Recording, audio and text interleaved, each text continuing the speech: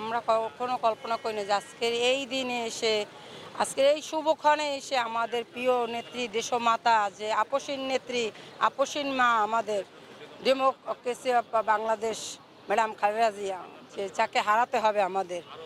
কারণ দুর্দিনে তার উপরে যেভাবে এই স্বৈরাচারী ফ্যাসিবাদী হাসিনা তার উপরে হামলা মামলা জুলুম করছে, তারপর সে কিন্তু এই দেশের মাটি ছেড়ে যায়নি। সব কিছুর ঊর্ধ্বে ছিল তার কাছে বাংলার জনতা।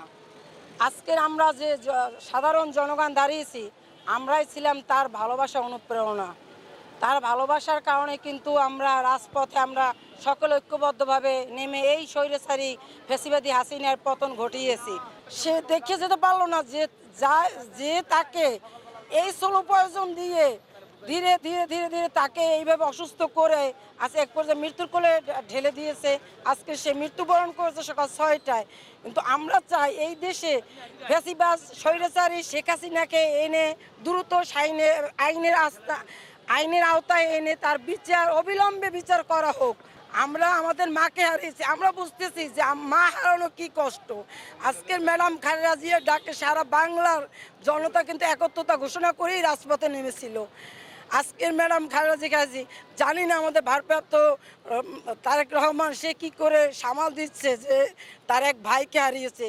সে শিশু কালেই সে তার বাবাকে হারিয়েছে, তারপর ভাইকে হারিয়েছে, আর দেশে ফেরার সাথে সাথে তার মাকে হারালো।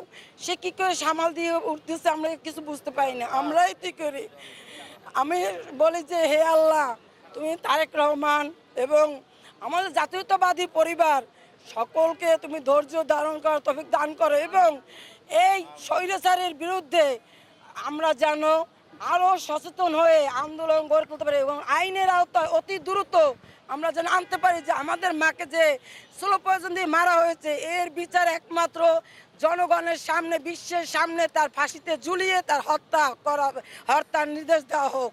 এটা আমাদের প্রশাসনের কাছে দাবি, সাধারণ জনগণের কাছে দাবি।